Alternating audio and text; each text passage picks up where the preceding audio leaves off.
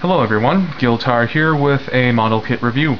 This time we'll be looking at the 1:144 scale high-grade Universal Century AMS-129 Geara Zulu, which was released several months ago in December of 2009 and normally retails for 1,800 yen. Now this review will be a two-parter. In part one here I'll cover the model kit details, accessories, and articulation. In part two I'll cover some more information and head into my final thoughts about this particular product. Now starting off, I'm going with a size comparison, which I think is especially important for this model kit because it is one of the larger 1:144 scale models. Certainly not the largest, but it is taller than the average mobile suit. According to the instruction manual, the Geara Zulu is 20.0 meters tall, which makes it taller than the average lead Gundam and the average mobile suit for the most part. As you can see, the RX-782 1:144 scale high-grade Universal Century model on this side here is quite a bit shorter. It's about 5 inches tall at the top of its head. At the top of the Geara Zulu's head, it's about 5.75 inches tall. And here's my 1:100 scale master grade RX-782 Gundam 1-year war version.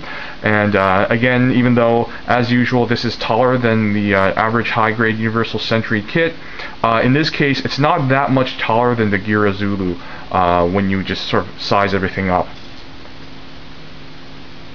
And that is something I noticed.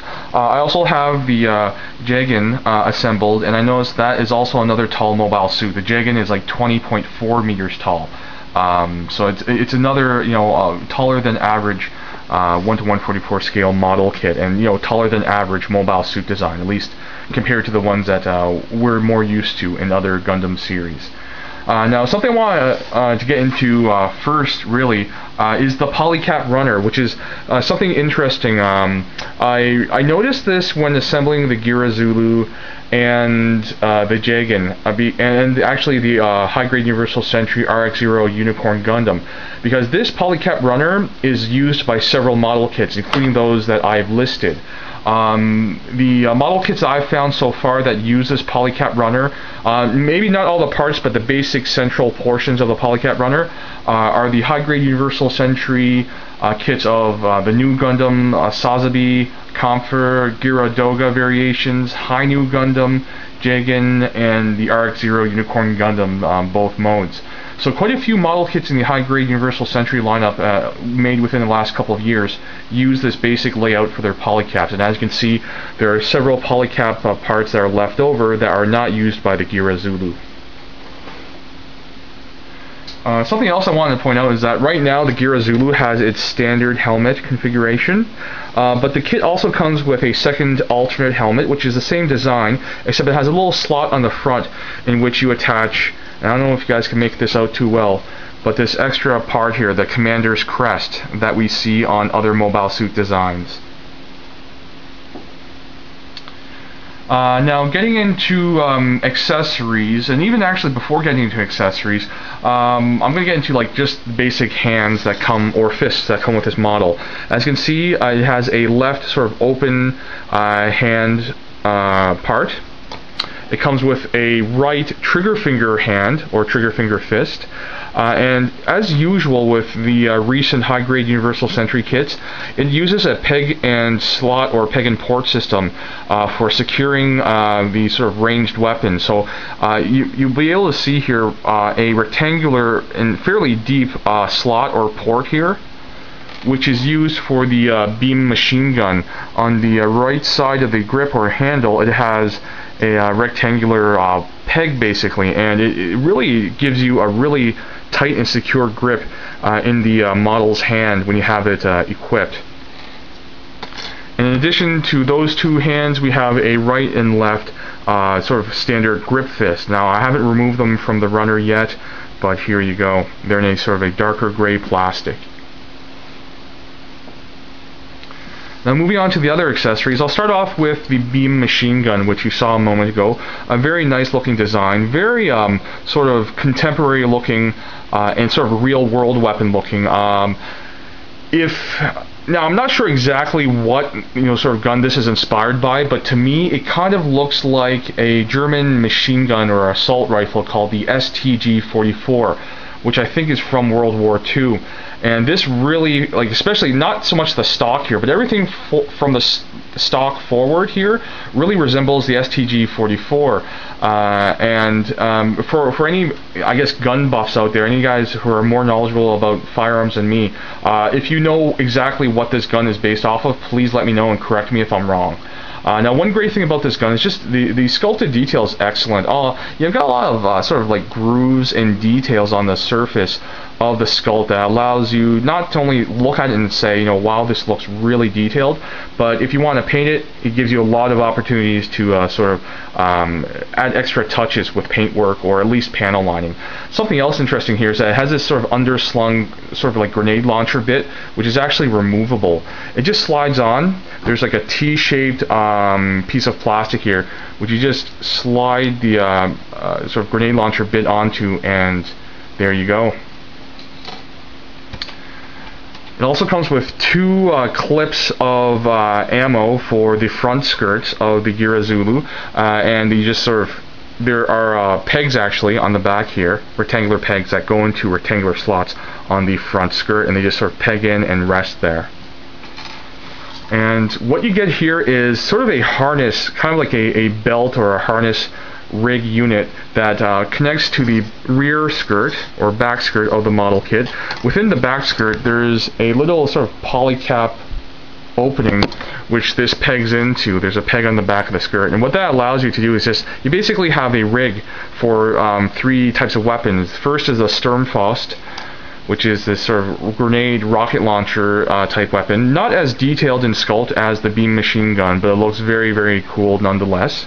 You get a pair of hand grenades, which resemble the German, I think, Model 24 grenade, often called potato masher grenades.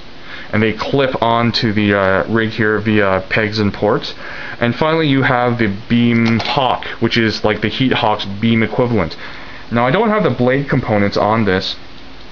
I still have them on the runner, but they're made of this really nice bright neon green plastic, clear plastic. So here's the axe blade, and there's a spike, so that you put the axe blade on the front and put the spike on the top, just to give you guys like an idea of what it should look like. So very cool weapon. I'm a fan of, you know, the Heat Hawk and Beam Hawk weapons, so I'm really glad to see this weapon here, and just to be able to clip it onto this really nice looking harness is just a really cool feature. I really like that about it. Now, if you don't want to use this harness, what you can do is cover up this gap by using this piece of extra plastic that just basically clips into that polycap joint if you don't want to use that harness. So moving on to articulation, pretty standard for modern high-grade universal century kits, and what that means is that it has a really good range of articulation. Starting off the feet, ball joint connections for the foot to the ankle piece, and then the ankle joint itself is on sort of a hinge, so that you have hinged movement and ball joint movement for wiggling, and you can get rotation, but because of the sort of bulkiness of the ankle armor here, you can't get a full rotation, but I don't see why you really need to, you know, fully rotate the foot. The knees themselves are used like sort of a double hinge component. Allows only a 90-degree or slightly greater than 90-degree bend, but you know, it's good articulation in my books. And I like how there's sort of not necessarily mechanical detail, but it doesn't look like you just have simply an exposed plastic joint. It looks convincing as a piece of machinery there. The hips connect to the pelvis via ball joints, and the pelvis itself is pretty standard these days with that swivel joint that we see in so many high-grade model kits these days. Now, as far as the skirt armor, the front piece moves up together. The side skirts have limited articulation. They move up a little bit and they can rotate a little bit. One thing to note is that they are asymmetrical in design, so that there is a left and right side skirt. You can't mix and match. If you don't have them put on correctly, they will not align flush with the front and back skirts there. The back skirt itself is immobile. The waist uses a ball joint connection. So it does have pivoting movement, so it can wiggle back and forth, side to side, and it does have full rotation. The shoulder joints themselves can go back and forth, up and down, and full rotation there, full rotation below the shoulder, 90 or actually slightly greater than 90-degree bend at the elbow. Wrists use ball joints, so they have rotation and wiggleability. The shield on this shoulder is connected via ball joint, so it does have pivoting movement here, and also the shoulder armor is hinged, so you can move it sideways, and the same goes for this shoulder armor piece as well. The head uses the sort of current design of neck components for high-grade universal Sentry models. I don't know if you can make that out, but it's... Let's move it back here. But it has like a full appearance of a neck component, which I'm a big fan of if you've seen my previous reviews of high-grade universal Sentry kits. You can't really quite get a full rotation for the model, just because the collar armor gets in the way with the way that the helmet's designed, but you know, you don't really need to twist the head all the way around. So that concludes part 1 of my review. I'll be back in part 2 to touch upon a couple more pieces of information, and then I'll head into my final thoughts. Thanks for watching.